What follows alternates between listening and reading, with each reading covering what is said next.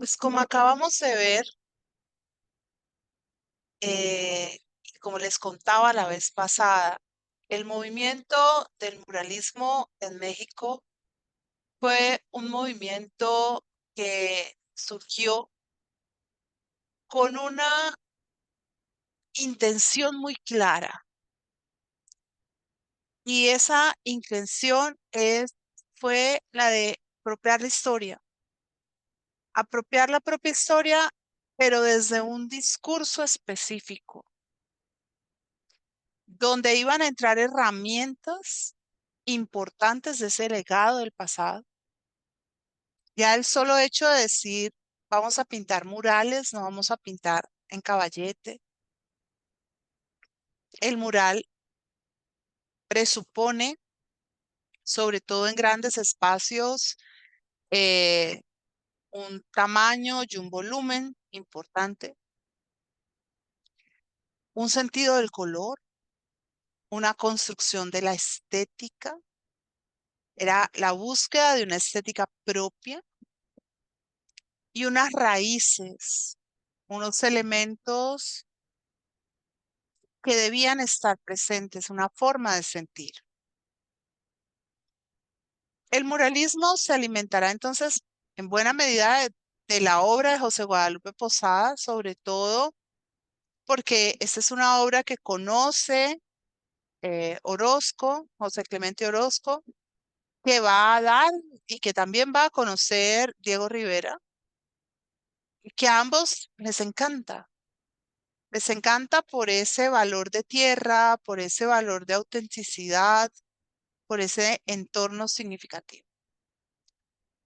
Pero ellos además abrevan de un personaje que para ellos fue importantísimo, porque fue esas personas que te encaminan, ¿no? Se trata ni más ni menos que de el llamado Doctor Atle. Ahora les voy a poner la canción que tiene que ver con lo que este señor reivindica, pero se la puedo poner dentro de un ratico. Eh, Él era vulcanógrafo. Como vulcanógrafo había tenido la oportunidad de salir a campo y estar fascinado con esta geografía mexicana. Y además había estado en Italia. Y en la Italia de finales del siglo XIX, principios del siglo XX, es una Italia muy agitada por una gran cantidad de contenidos de ideas nacionalistas, pero también socialistas. Un socialismo muy distinto del de Marx, eh, pero socialismo, que era el de Enrico Ferri. Y entonces él llegó a México y fundó y dirigió un periódico revolucionario de nombre La Vanguardia, que contaba con José Clemente Orozco entre sus dibujantes. Entonces, José Clemente Orozco entró en contacto con el doctor Atl y un joven con ganas de cambio, que ha sido hijos, porque es que todos estos muralistas son hijos de la revolución, no porque ellos mismos hayan vivido los efectos de la revolución, sino porque les tocó la revolución, o siendo muy niños o ya siendo jóvenes, y entonces pues los marcó muchísimo. Y el doctor Ant estaba convencido de que México tenía que volver a sus raíces para poder desde sus raíces reconstruirse.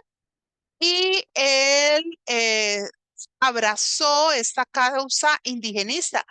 Ellos van a ser muy indigenistas.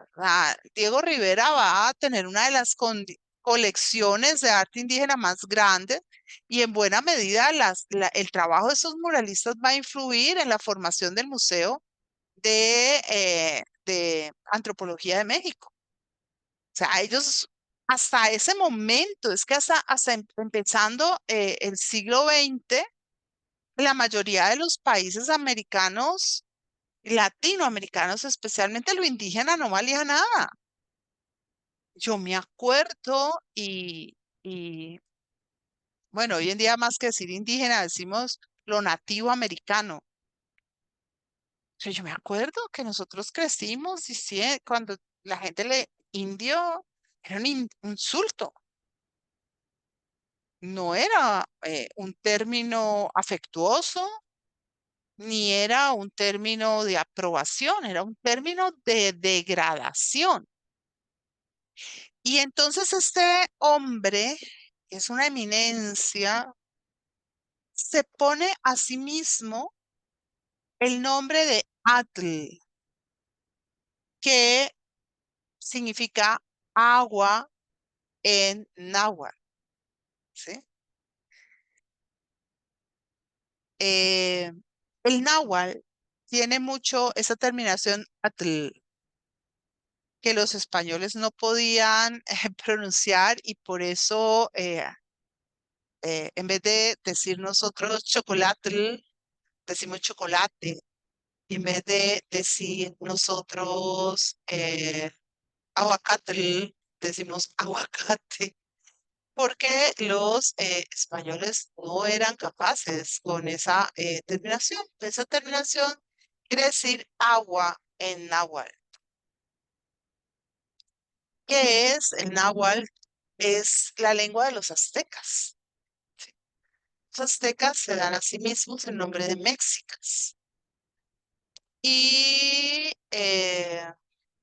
pues tenemos entonces que ellos van a contagiarse de esta idea de volver a lo ancestral, a lo propio.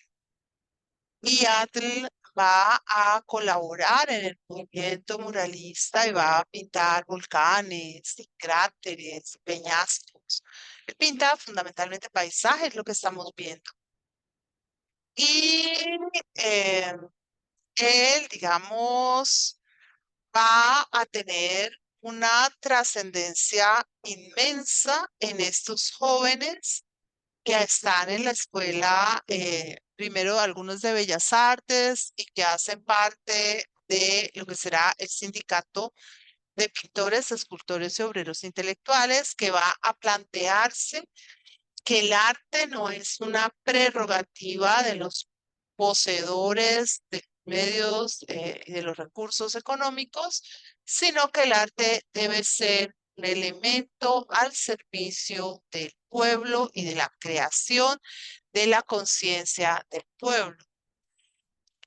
Algo muy especial para ellos fue que ellos, bueno, no pensaron este arte monumental como van a pensarlo el brutalismo ruso, eh, buscando una universalidad de las formas que llegue a una despersonalización de las formas o de las maneras de hacerlo, sino que van a retroalimentar todo su trabajo en los principios propios de la América precolombina.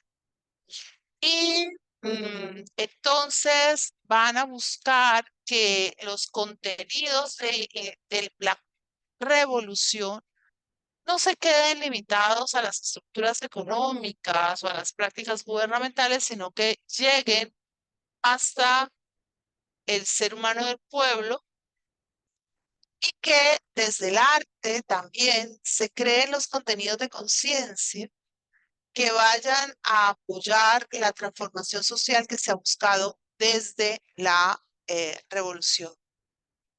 Y entonces ellos van a salir a la búsqueda de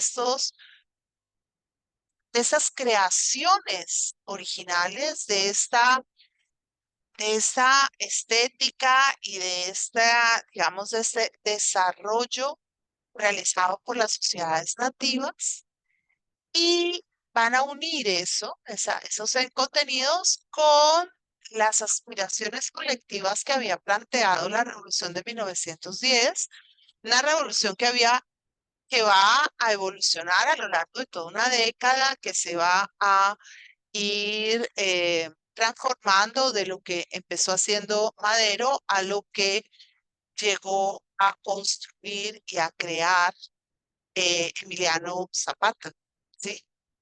Y ellos van a buscar que